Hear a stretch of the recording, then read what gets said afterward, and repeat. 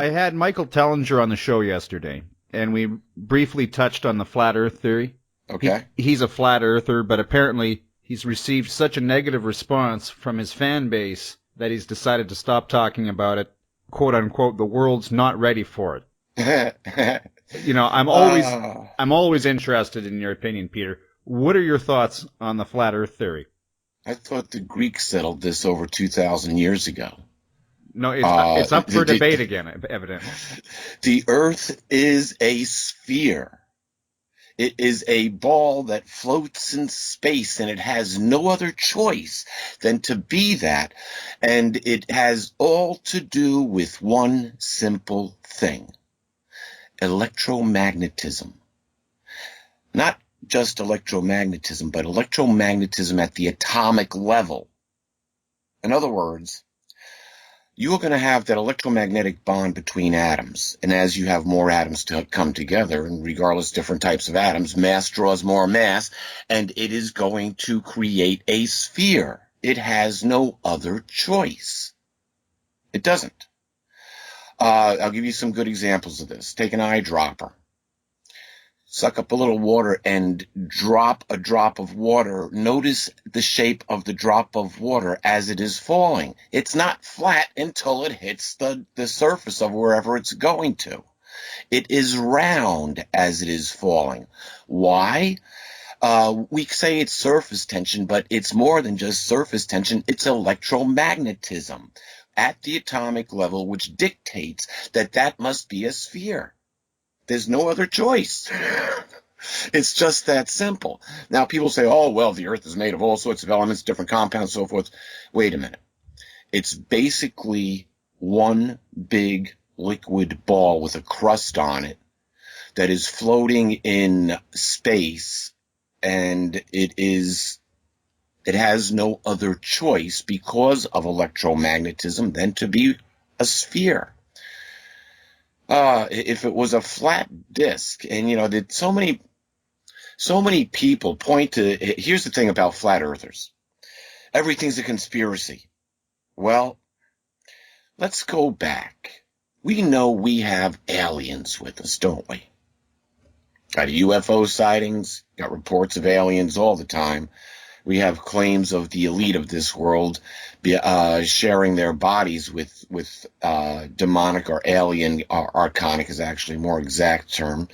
But we know we are not alone on this planet. We're just waiting for disclosure. So the government says, yeah, you guys are all right.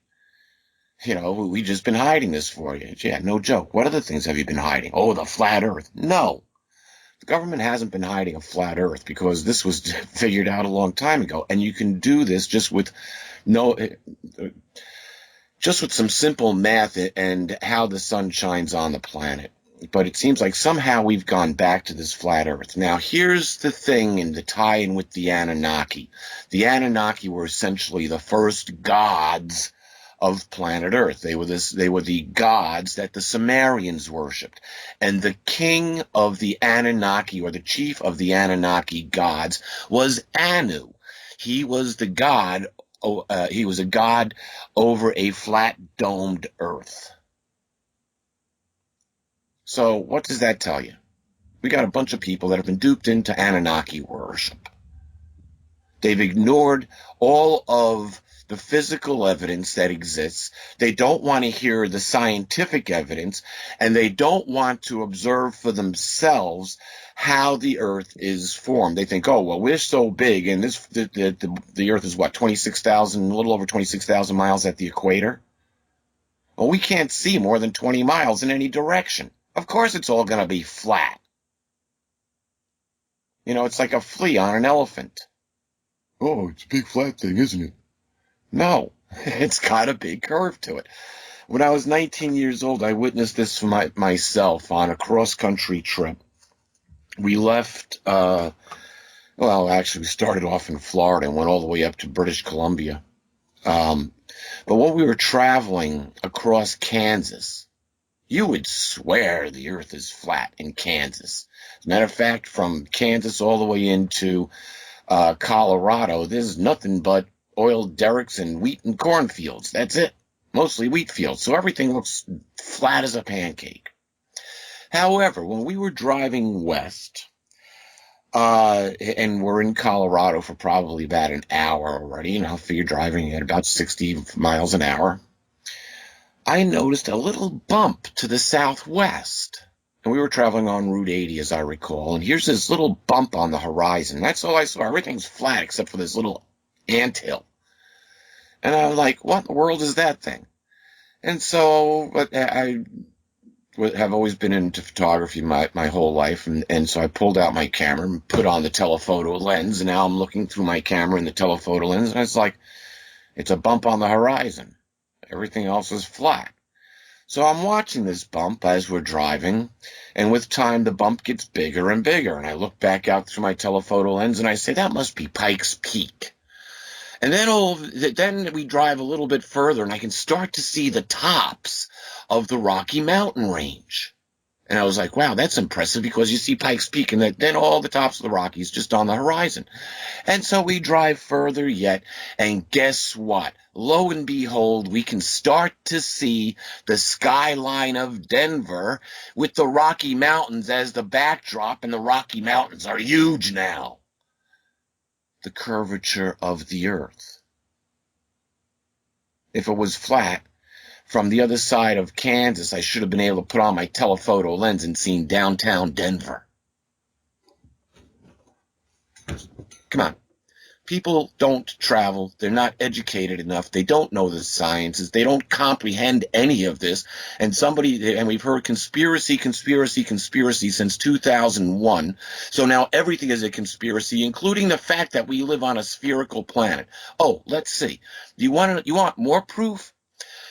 About twice a year, the Earth eclipses the moon. It's a lunar eclipse. And regardless, year after year, there's always a round circle of the Earth that goes across the face of the moon. Now people say, oh, well, that only proves it's flat and it's like a plate. Wait a minute. Sometimes, considering the angle of the eclipse, if the Earth was flat, it should look like a line going across the moon. But never, ever, ever do we see just this line that goes across the moon. It's always a circular shape, which totally blocks out the moon and then keeps on going.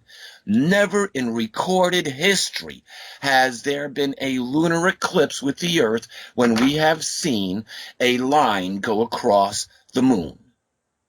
That's a fact. So believe what you want. I don't care. If you want to worship the Anunnaki and be a closet Anunnaki worshiper, help yourself. It doesn't affect my tomorrow. If you have a telescope, you can look in your telescope and you'll see a bunch of spherical balls. You won't see any flat disk planets. No, we don't. They're always round. What are they always right in our face? Earth is the only one that's Earth a flat is the only disk. one. We're the only flat one, Peter. If you look at and now we can do this because of things like the Hubble telescope, where we can look at gas nebulas. Giant, massive gas clouds, light years across. And what's happening is that gas is coming together and coalescing, creating stars. And now we know that these giant nebulas are the birthplaces of stars. Why? Because electromagnetism comes together, draws all of the atomic particles together, and they become so densely packed that because of their massive gravitational pull, as we claim it is, but there's so much electromagnetic power in there that guess what? It ignites. Like a piezo spark. It just ignites. And that's what we have. And here's the other thing. If we use fractal science, which used to be fractal technology until they figured out how accurate it was, and that's repeating patterns in nature, we would never question this Earth being flat. Because everything has a curve to it. Everything in nature has this tendency to want to be curved or round. We don't see right angles in nature. So just observe the things. Like I blow a bubble. What happens? If you remember when you were a kid, or if you got kids, you go get a little plastic jar of soap mix, and you got that little bubble wand, and you wave it back and forth. What do you get? A bunch of discs floating around in the air? No, they're bubbles. Why? Because of electromagnetism, the surface tension that makes them into a bubble. It has no other choice. Now, when it flattens out is when it goes pop. And even at that point, it drops down to the earth in a little ball until it goes splat. And then it's flat. So, whatever. We can argue. I just don't know how intelligent people here in the 21st century, with all the technology and science that's developed, can still believe an ancient myth that was propagated by the church and goes back to the Anunnaki, that the earth is flat. Okay, you want that control in your life? Have that control in your life. I don't care. That's just the way it is.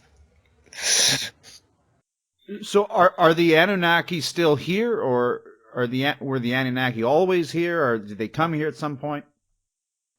Okay, well, let's take a look at this. When we go back historically, the best place to go is really the Book of Enoch, but there's a mention of it in the scripture, and this is prior to the flood, and that was when the sons of the true God saw that women were beautiful and came to took them as wives. The scripture says, all whom they chose, and they fathered the Nephilim. These were the hybrid offspring of female women and interdimensionals that could take human body, human form. And they created this bastard hybrid. And those were the Nephilim. Now, when we read the book of Enoch, it talks about these sons of the true God as being the watchers. And at the end, when they were judged, Enoch was essentially a prophet of Yahweh to the watchers, and he was giving them, while they were here on earth, he was giving them their final pronunciation, telling them what was going to happen, what was going to happen to them. And they made the plea that they could take their sons with them. And they wanted Enoch to ask God if they could please take their sons. And the answer was no. On the earth they were begotten, and on the earth they will stay.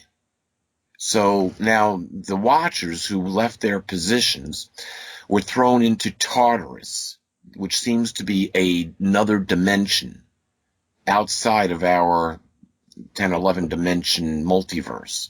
This may be connected to what CERN is trying to do, and Apollyon rising.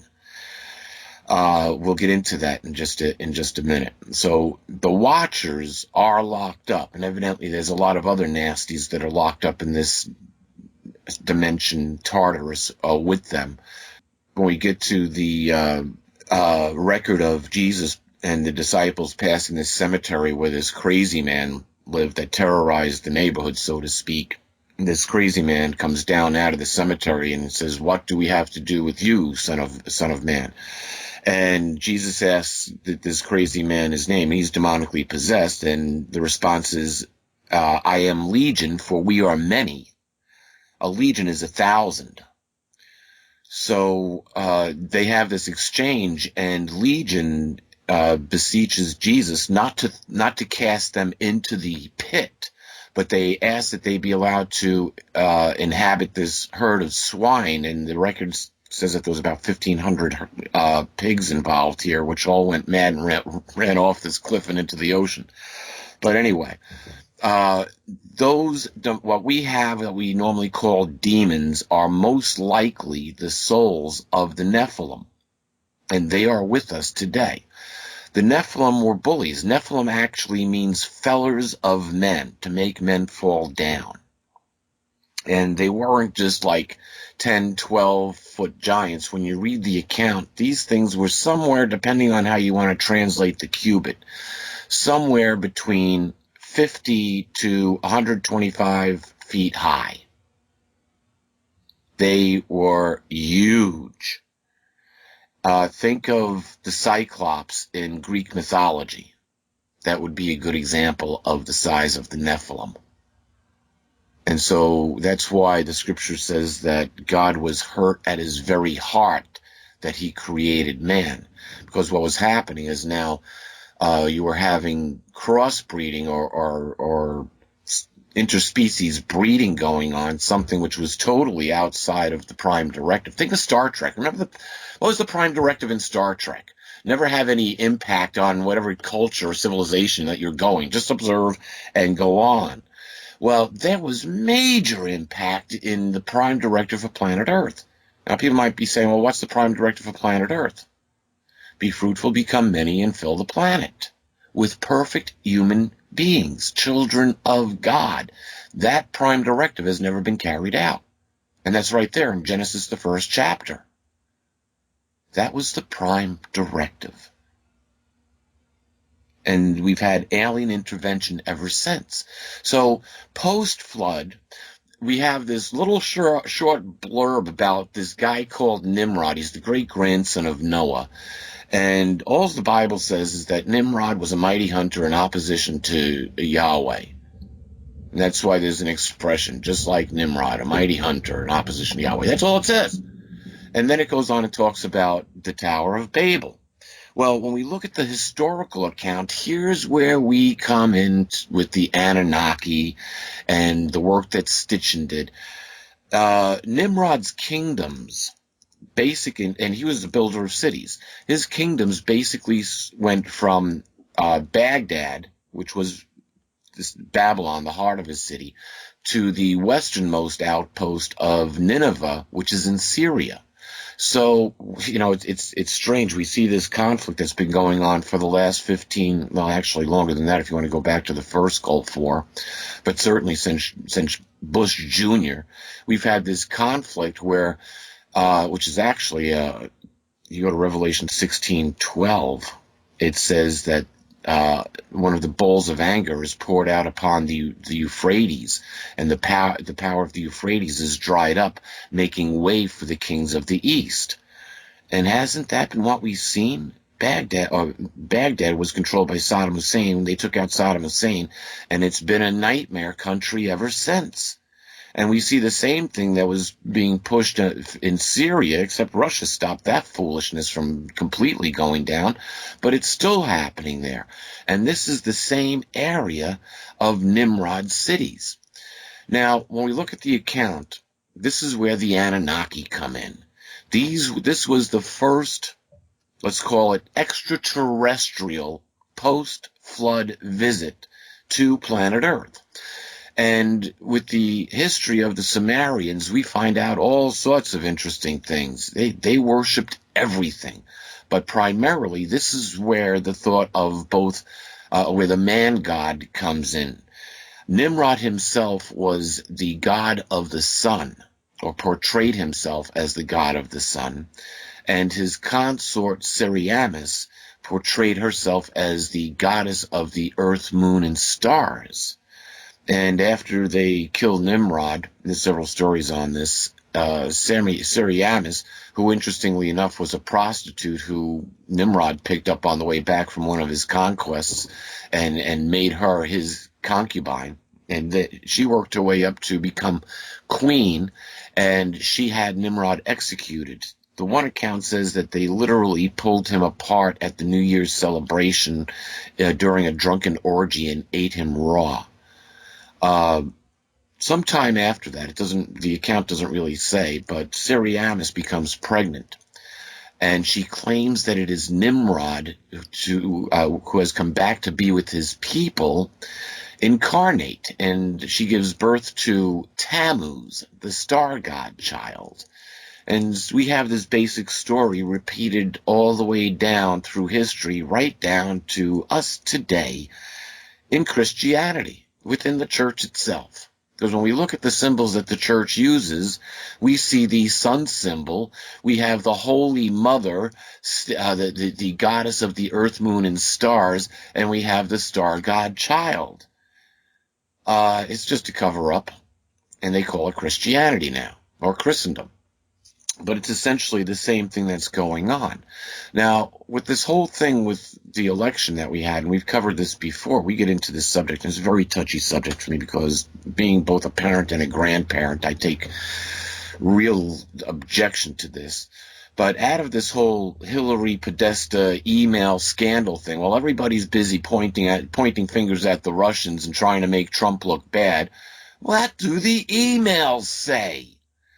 And we get into this whole Pizzagate scandal with Podesta, and we find out that child trafficking is alive and well in the United States of America, being carried out by the elites running this show.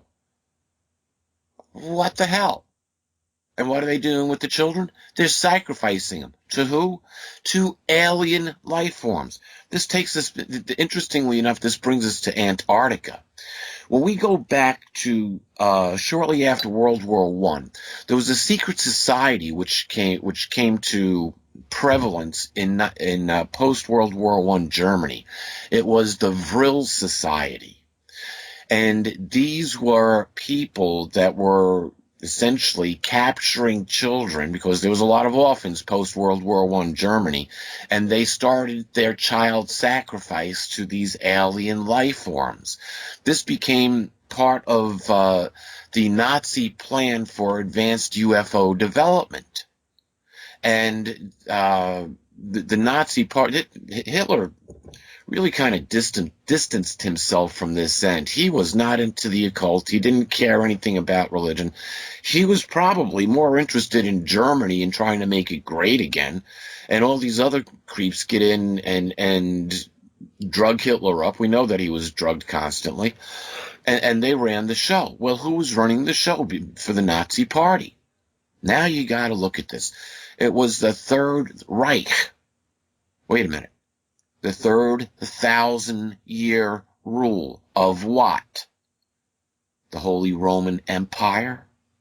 Yes, the Holy Roman Catholic Church. And so we get the Odessa files after the war, where Nazis are being sent out of Germany at a wholesale rate. We also get a lot of information. It's actually kept secret for the longest time under Operation Paperclip, but we find out that the Nazis were working on and did develop anti-gravity flight.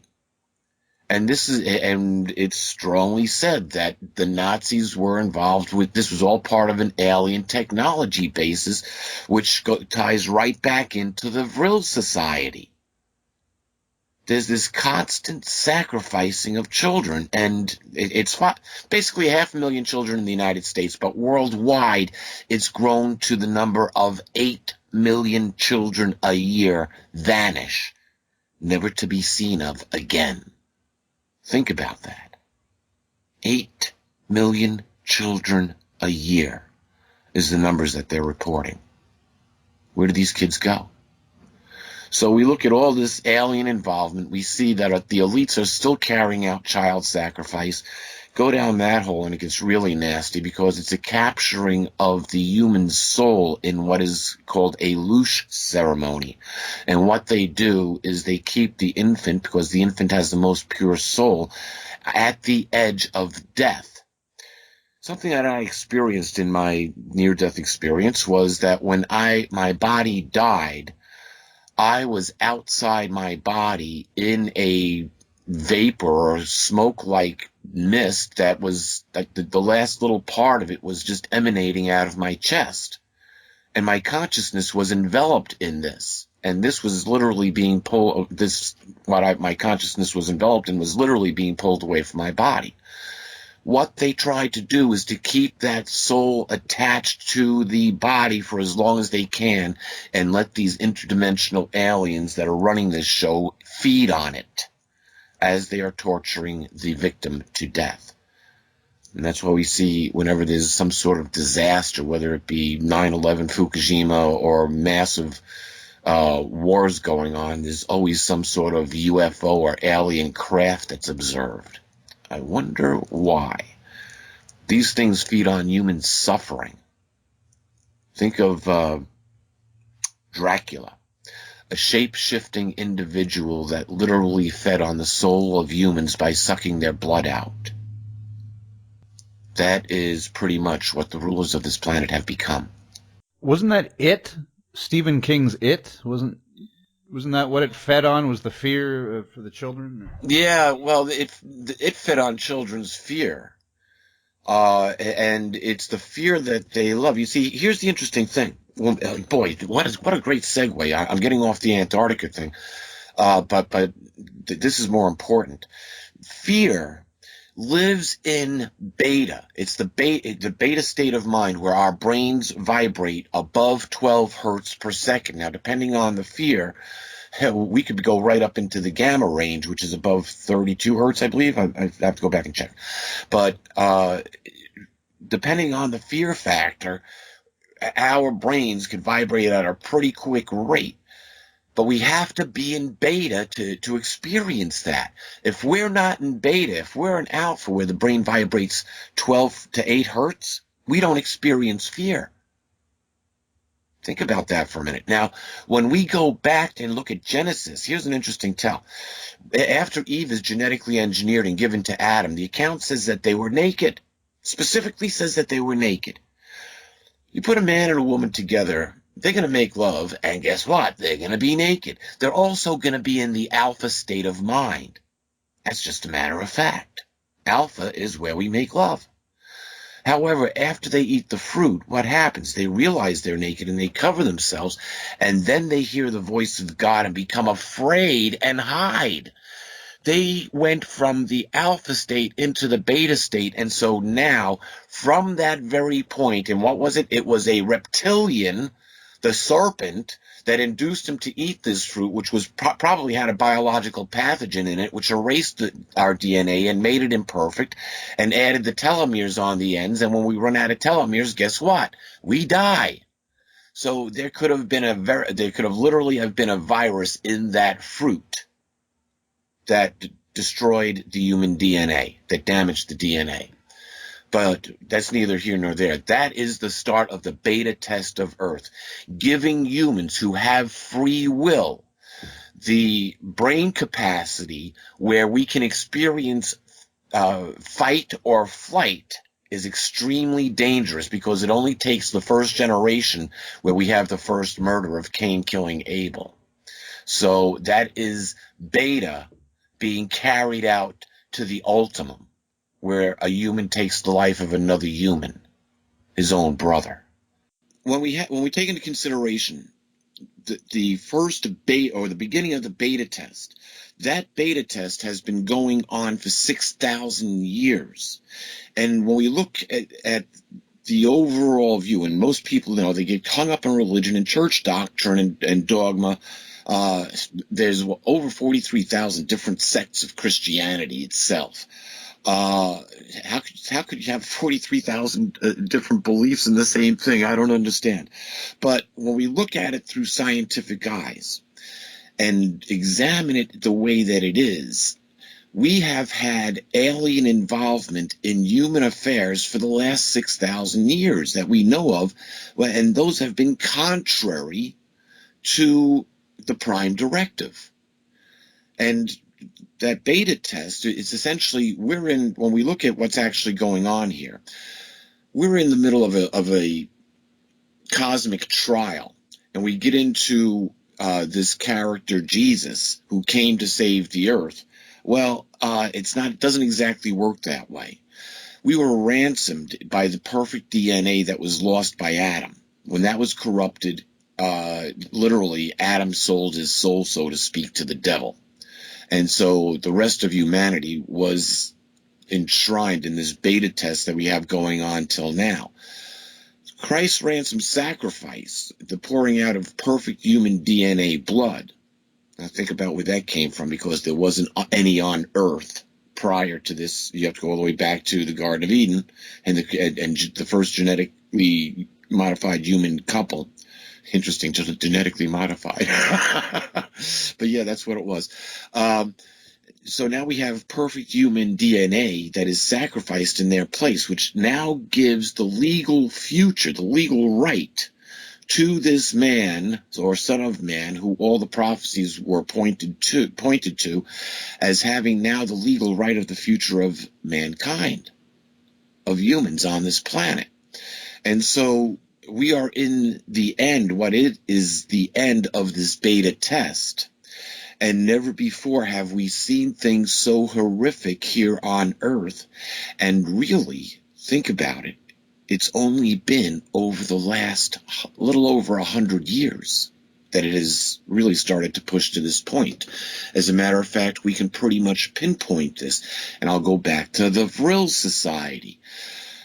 Every historian will tell you that Earth history was impacted severely, and the turning point was World War I.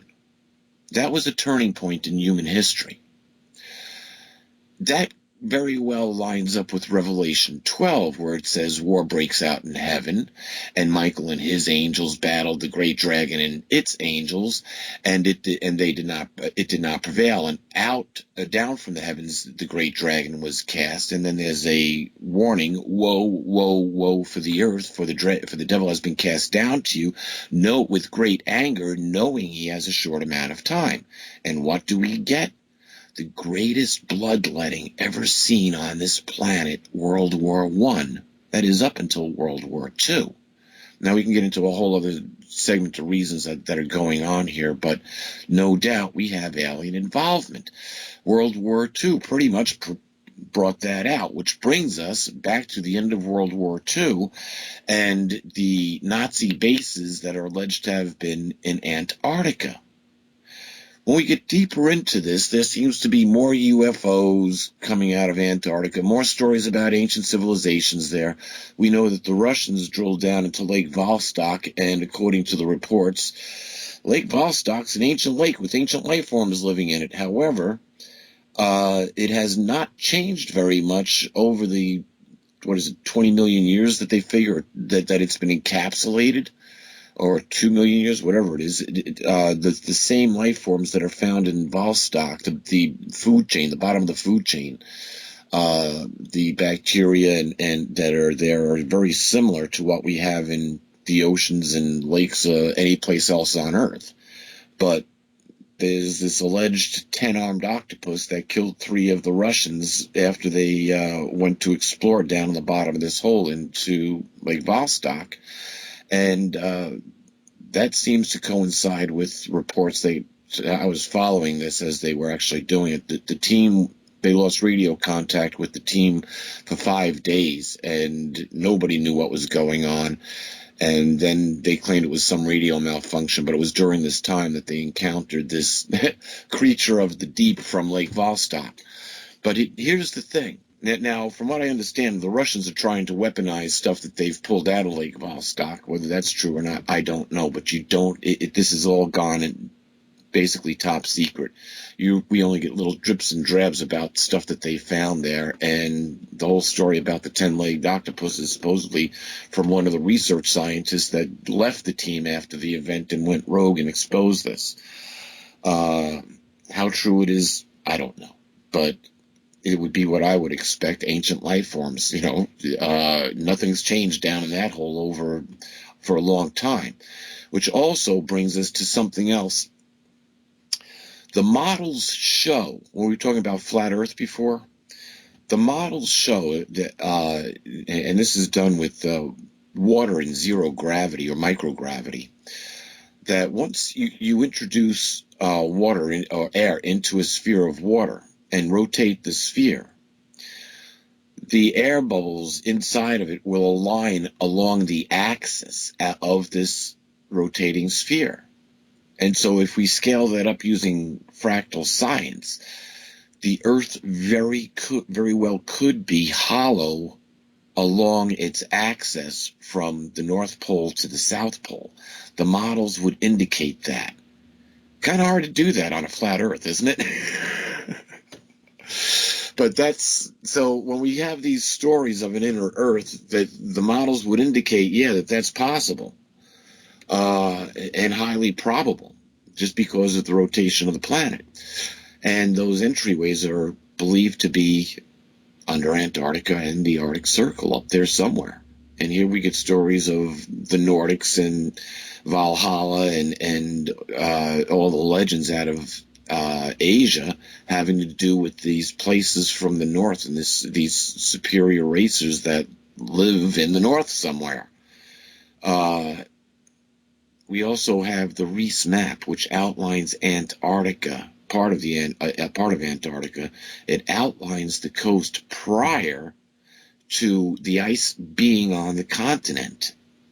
And the Navy has certified this outline as saying that, hey, this is pretty much the way that it is.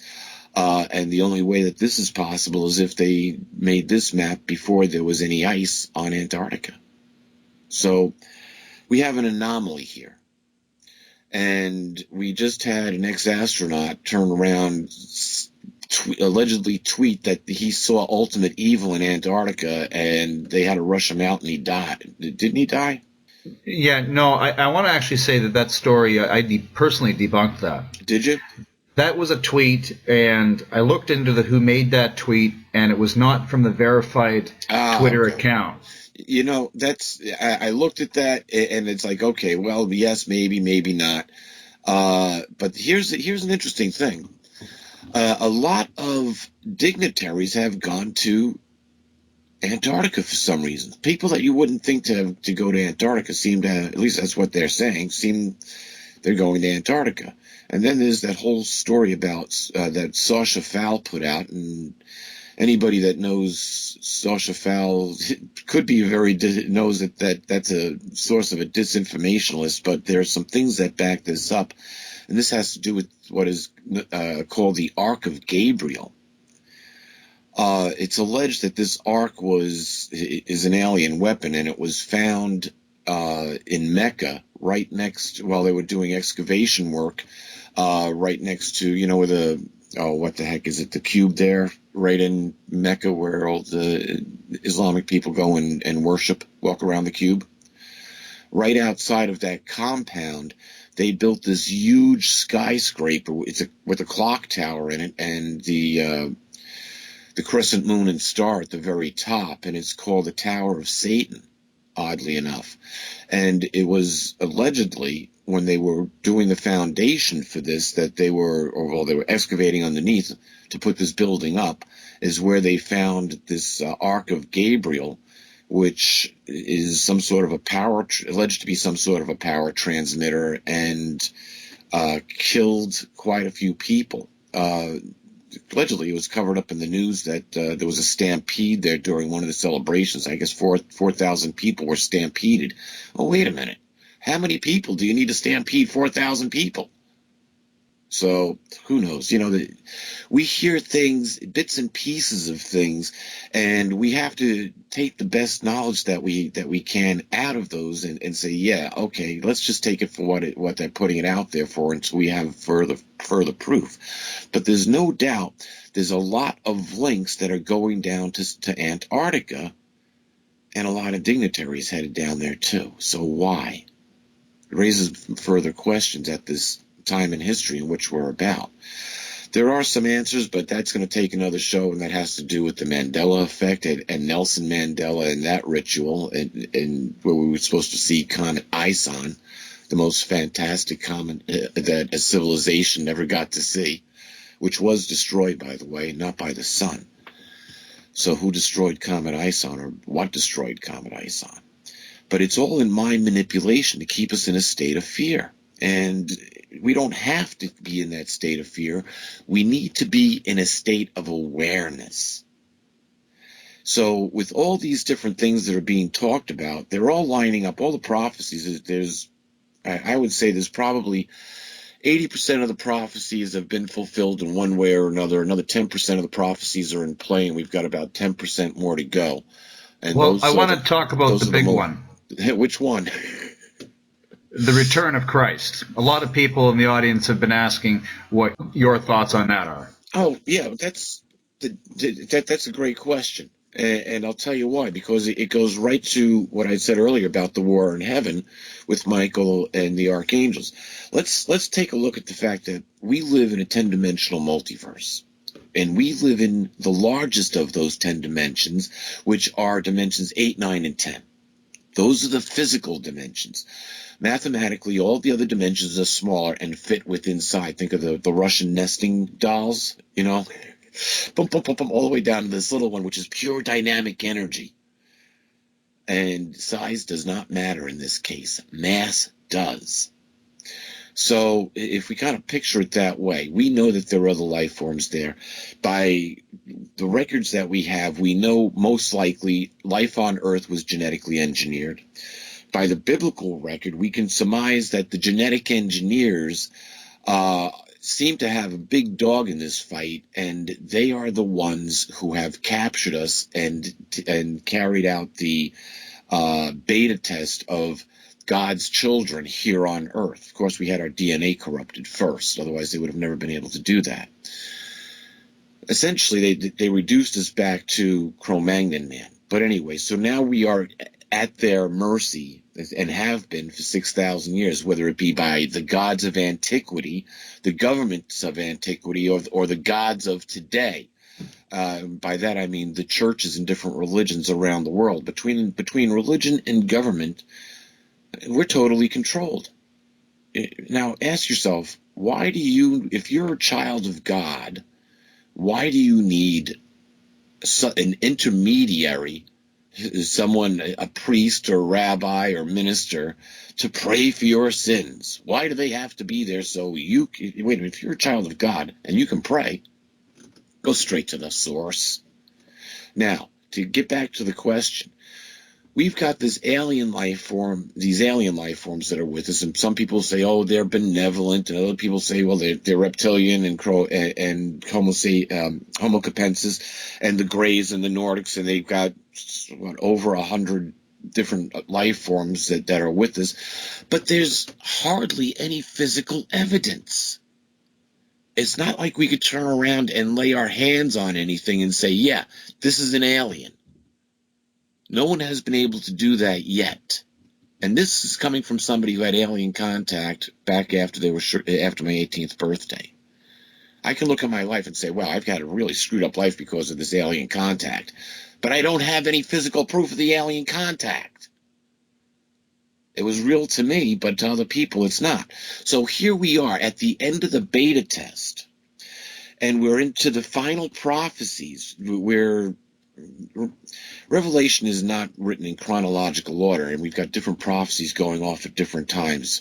That's why we had the Gulf oil disaster. Chemtrailing. Chemtrailing is a good one. A third of the earth, a third of the sun, a third of the moon, and a third of the stars would not give off their light. That's out of Revelation 8. I believe that's Revelation 8, 11 or 12. But then that starts into Revelation 9, which is talking about Apollyon rising, the abyss that's opened.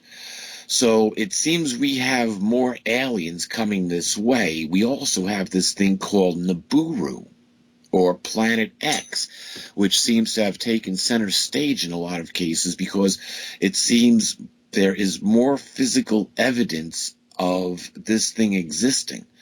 One of those things are the actual Schumann resonance of Earth increasing from 7.8 hertz to 11 to 13 hertz, with spikes up into the plus 60 hertz level.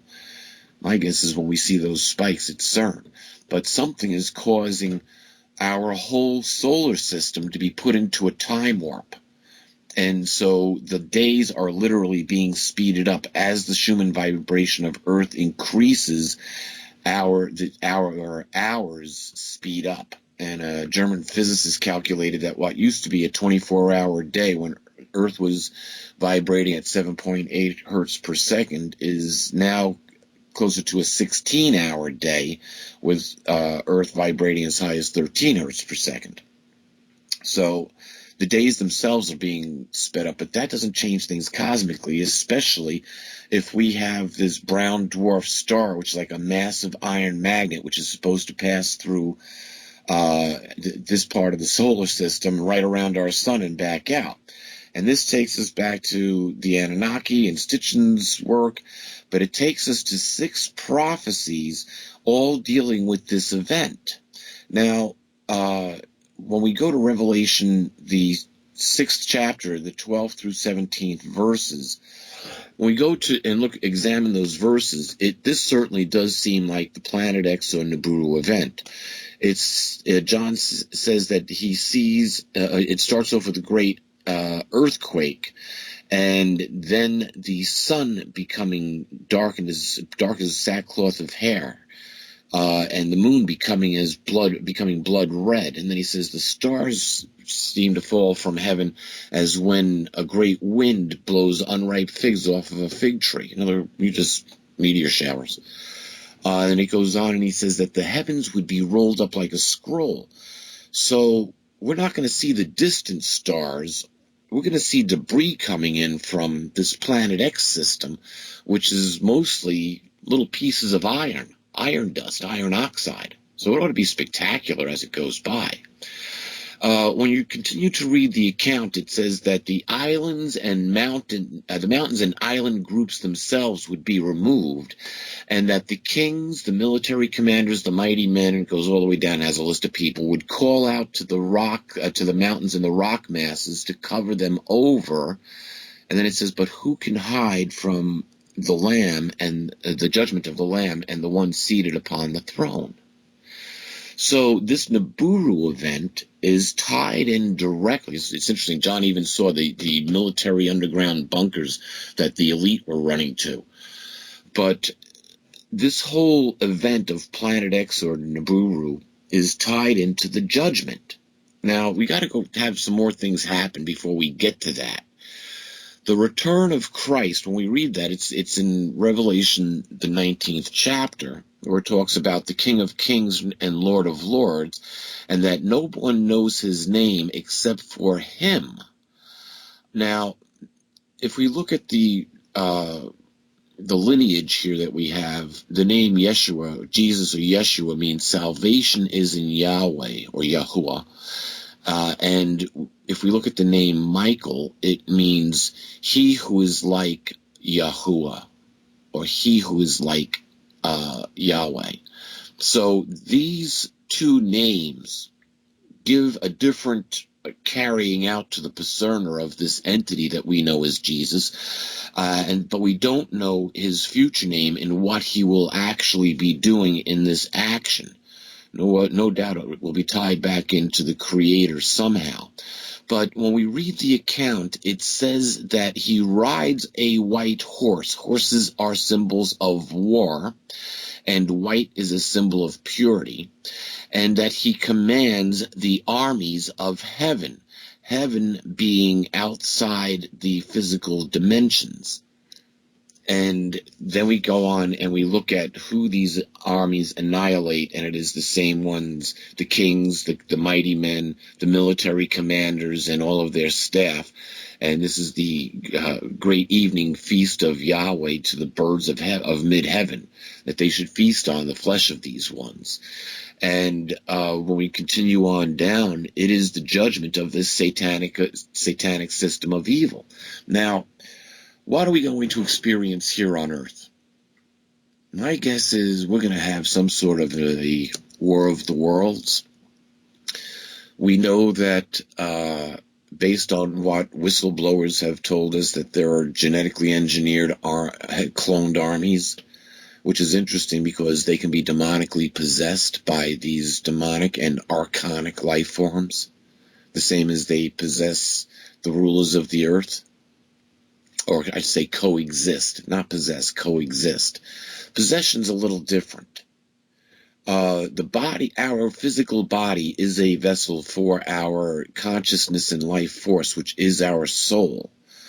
And just as in the experience with Legion, the human vessel can contain many souls, or that active, intelligent life form. But that's a whole nother show.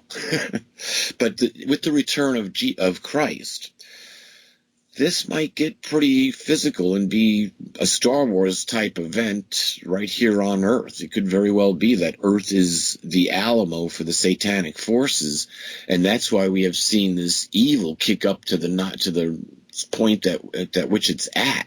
I mean, let's face it. Wherever we look at, we've got this, especially with the election of Trump. You can't believe that Why? Why has Hollywood come out? Have all these leftists come out? Well, then it's not so much leftists. They're globalists. They're globalists and Satanists who feel offended that a criminal, one of the worst criminal, no, the worst criminal ever to run for president wasn't elected president. What is controlling that force? Why are they so against having a at least somewhat legitimate businessman become president of the United States? Because he's not part of their club? Now, I'm not saying Trump is going to be the savior or connect him with Christ's return in any form or fashion. I'm pointing this out to show what has happened within society itself, that they would much rather have the criminal Barabbas rule over them, or let Barabbas go. You know, you look at Hillary and her emails. It's like everybody say, well, the Russians hacked the emails, or the Russians are doing it. Well, wait a minute. What do the emails say? And when we look at these emails, they're damning.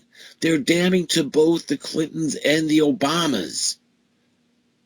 And this may all be brought out as part of the exposing of the man of lawlessness. Yet another prophecy to come about out of 2 Thessalonians chapter 2. Where the one who sets himself up as a god, and indeed calls himself a god, is exposed. So let's see where this all leads to. But we can pretty much expect, at least in my opinion, we can expect a interesting, well, let's say project, it's not Bluebeam. There you go. Project Bluebeam. Exactly how physical that gets will be interesting, but I'm sure it'll be sprung right before the return of Christ. You know, think about it. Norman Schwarzkopf had a game plan about putting out the eyes and ears of Baghdad with the first Desert Storm War. And with Nibiru going past Earth, or Planet X going past Earth, that's exactly what's going to happen. The electric grid is going to be put down. And that's probably the biggest thing that we have to prepare for. Doing without electric. It's one of the reasons that I moved off grid. Start getting used to dealing without electric. Start another life dealing without electric. Get used to that idea, because we may not have any electric. And that will be the number one situation that you, me, and all of our listeners are going to have to deal with during this Nibiru event. The return of Christ is after that. We have a fantastic future, because this satanic system of evil gets mopped up and done away with. And those of us who can make that personal connection through, well, it is being called Christ consciousness, but it's going through Christ consciousness and making ourselves a child of the Most High, the Creator, Yahuwah, source of all energy. It's a consciousness of the multiverse. It ain't some alien god wannabe. It's the consciousness of the multiverse itself, consciousness and life force.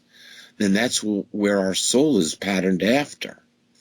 And once we make that connection through prayer and meditation, we can create our own future.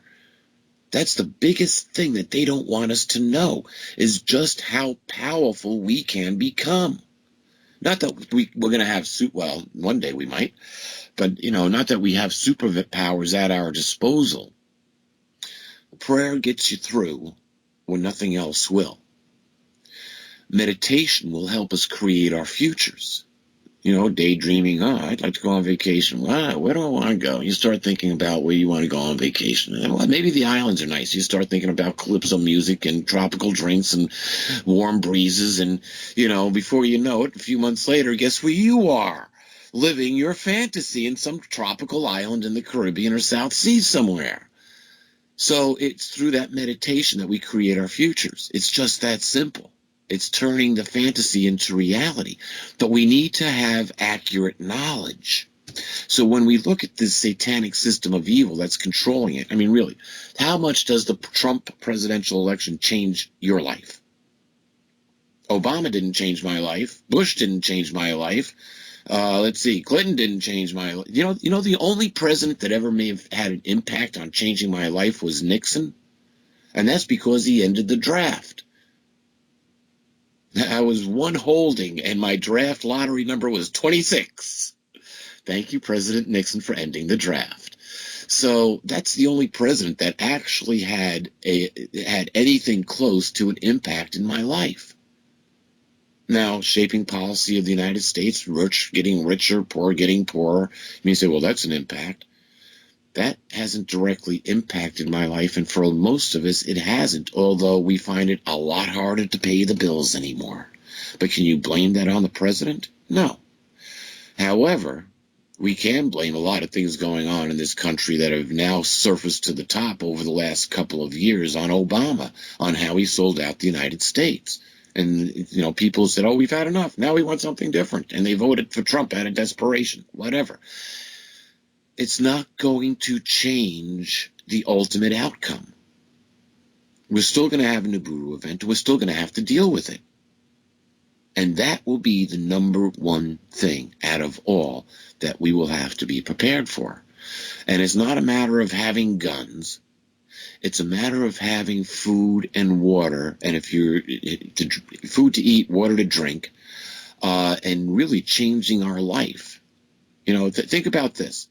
Go find some teenager, 19, 18, 17, and take away their smartphone.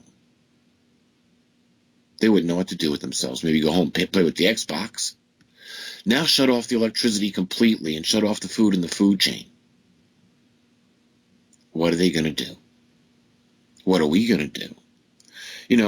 If the electric goes out, that means that the Kraft company doesn't make any more macaroni and cheese. And there's 3 days of supply in the food chain. There's their distribution warehouse, which goes from there to the grocery food distributor, who distributes from their warehouse to all their grocery stores. And then it goes on to the shelf. And it takes about a day to get it from point A to point B to point C, a day each. So shut off the electric, and there's 3 days worth of food that you can expect in the grocery stores. Peter, we got a caller show. Awesome having you on. Would you be interested in coming on yet again next week? I'm always happy to come on because, there's more things going on every day. And it took me over a year to write Letters to Earth. And I learned more about me while I was writing Letters to Earth than anything else. And this is so interconnected and so intertwined that you can almost go down any rat hole in any of this and come up on the other side of the planet in the same system. And it's all being controlled through deceit and deception. And if we get sucked into that, we're going to have a very short future. So yes, anytime you'd like to have me back on, I'd be more than happy to come back on. It's all about understanding and comprehending the future that we have ahead of us. And it is great. We just have to get to the coming of Jesus and the King of Kings and Lord of Lords to clean this situation up. Please tell the audience about the book, Letters to Earth, and where they can pick it up.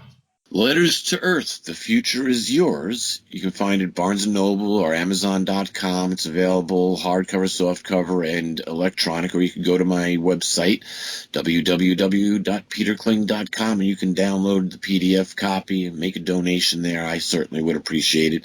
It's going to help us in our project, our Off the Grid project, and that's something maybe we'll talk more about on the next show, how to start working toward a life off the grid. Peter Kling, thank you so much for being a guest on the program. My pleasure. Thank you very much, Russell, and thank you very much to your listening audience.